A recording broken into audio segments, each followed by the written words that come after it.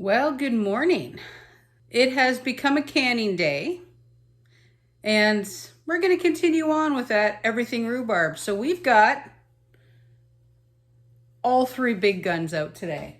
We are actually going to juice rhubarb. Now, what I'll do is I'll actually link the Bernardin rhubarb juice, the recipe for you below, because I use the steam juicer. But if you don't have a steam juicer, of course, you can still make rhubarb juice. Takes a little bit more time, but now the biggest difference, of course, is that when you use a steam juicer, you're taking advantage of all the waters that are already in a product or a vegetable, I guess in this case, like rhubarb. Now, if you're doing it with the recipe, you have to add some water because you basically have to stew it, which I don't want to do. Now, the recipe that I'm doing for steam juicing, gosh, I cannot wrap myself around that today. For the steam juicing, actually came with, the instructions actually came with the big steam juicer here. So that's what we're going to do today. I'm going to get all three of these tidied up because we got the steam juicer, we got the canner back there, and the big stock pot because, hey, you got to put the juice somewhere when you're doing it. Let me clean these up. Then I'll show you how this day is going to progress. Okay, so this is how it works. We have the bottom of our steam juicer. And then these two go on top. Now this is where the juice actually collects. So the way it works is all the fruit goes into this one. The steam comes up from the bottom, right up through that little hole there. And then it hits the solid piece on the bottom of this. I don't want to touch the inside because it's all clean now, even though it doesn't look great because I use this a lot. The steam hits this spot here without any holes, works its way around, and then it basically steam cooks the fruit. And then the liquid drips down into here. A little more, it looks harder than it is. This guy here, now I won't touch the end, of course, because I have actually sanitized it. It's actually been put in some boiling water. When there's enough juice, you basically undo the little clip and then he goes down into the pot down there. But the part that annoys me about the steam juicing that we're doing today is the rhubarb we're starting with. So our problem today is this. Now, with the freezer issues that we're having, you might have seen that.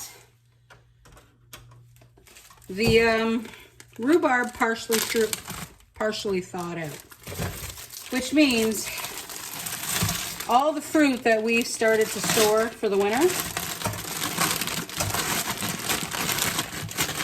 is now going in the steam juicer. Yeah, not happy. But the good thing is that half our work is done. All right, now I have to put the first big bag in. I'll put the lid on it. We actually have to start juicing this first before I can actually get any more in here, I think. I'm not sure if I can break it apart. Yeah, well, somewhat broken apart. Well, I managed to break the half bag, so there we go. I think I broke this bag. I guess I'm not reusing it. Okay, guys, I'm gonna let this start going, and then we'll get today's canning adventure started. Okay. There should be enough in here that we can get this going. So this is where it gets tricky, because this gets hot. So what I did is I undid the loop, and as you can see, it's actually starting to fill up in here just a little bit at a time. Now the centerpiece up here in this water bath, or sorry, in the steam juicer, it's pretty full. So that should be enough to get the flow going. There it goes. We have rhubarb juice. The only part that sucks about doing this is the spring is so tight. There we go.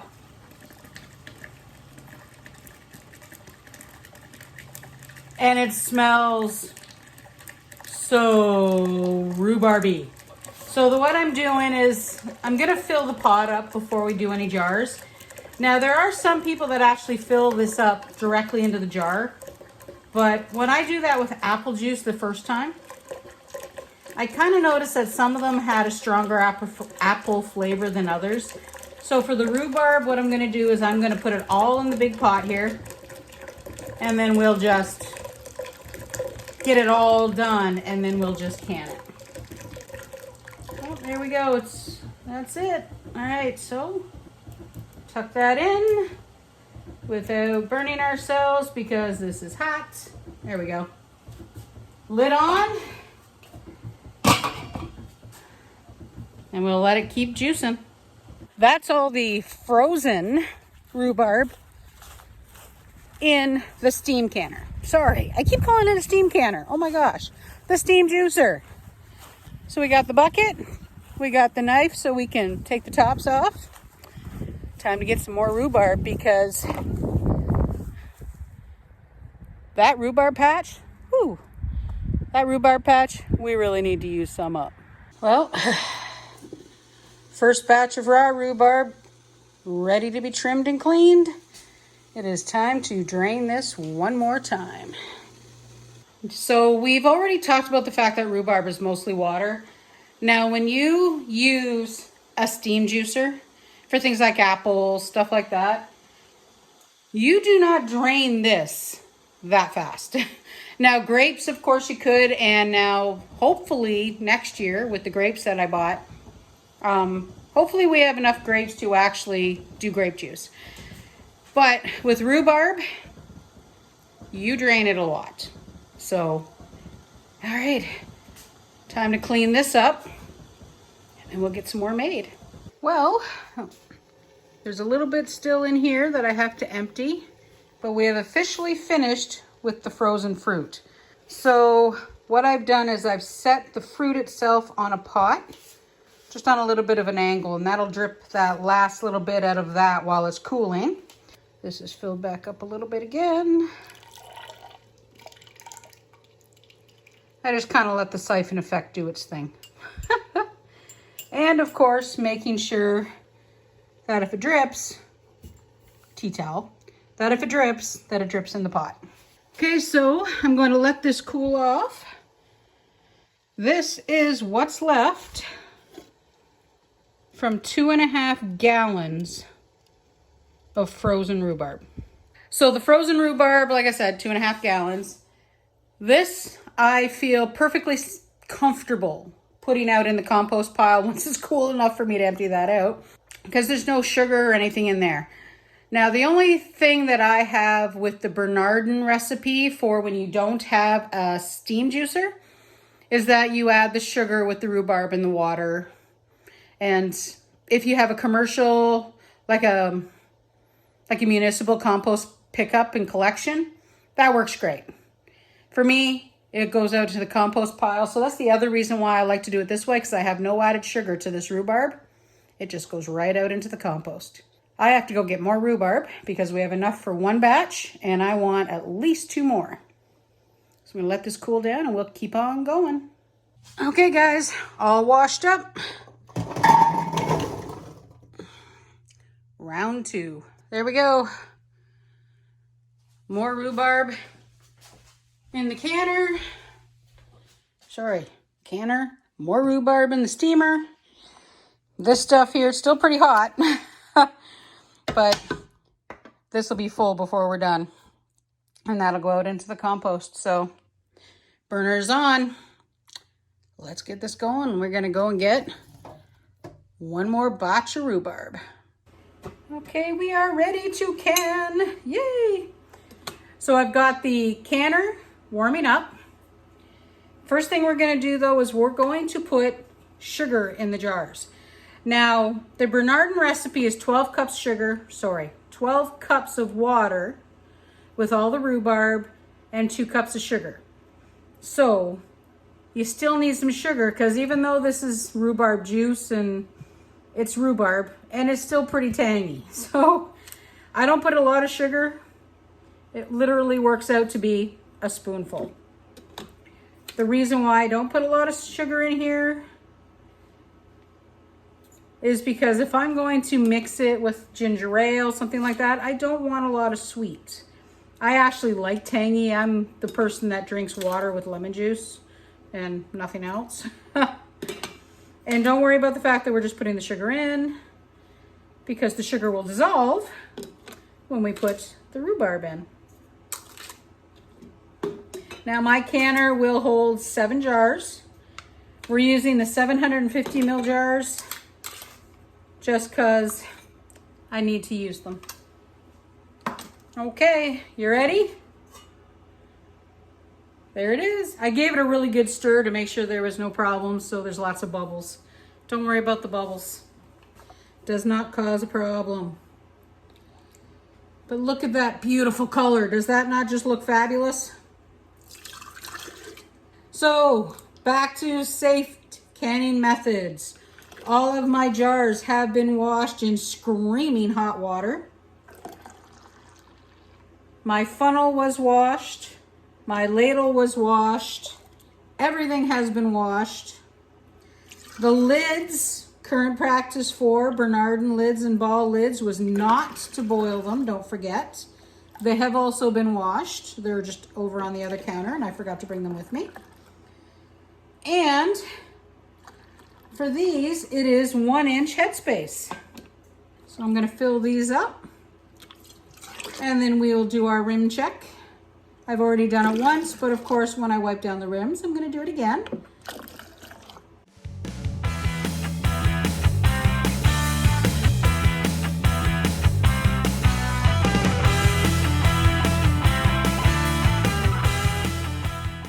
I kind of just poured the vinegar onto the napkin.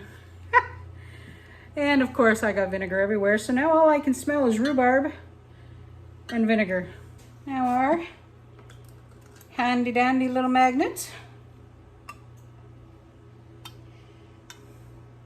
So this one here, this lid, it has some of the sealant on the outside, but we did give it a really good look through and it is just the outside, so we're good there. And remember, this is the same as all the other canning. Finger tight, guys. Ooh, warm. Don't crank them on.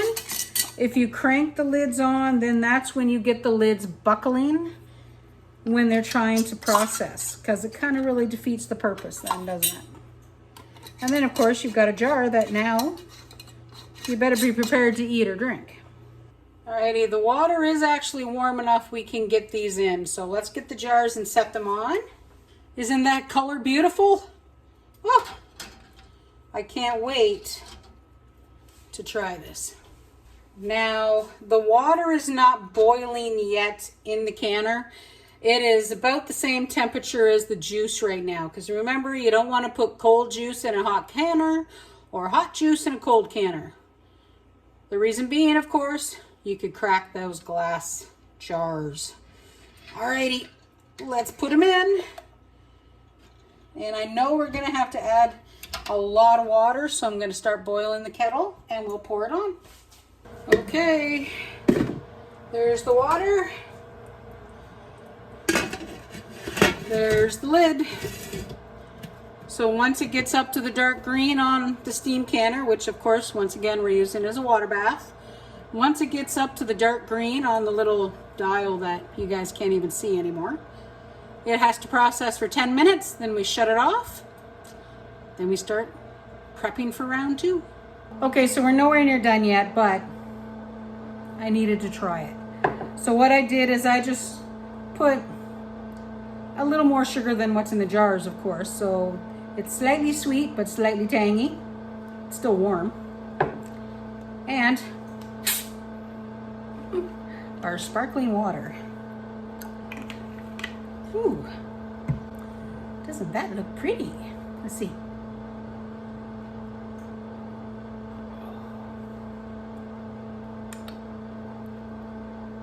That's good.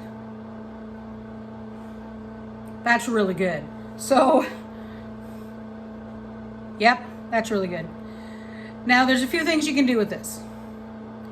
If you were a drinker, you could basically add gin, turn it into a rhubarb martini, I suppose. Sparkling anything. In my case, good old-fashioned soda stream. Oh gosh, ginger ale. This would be really good in a punch for a holiday. This is going to be fabulous over the winter when it's cold, dreary, snowy, blizzardy, whatever. This is going to be good. All right, I'm going to go drink this while I'm waiting for that to process. And then we'll finish this part of our rhubarb canning adventure.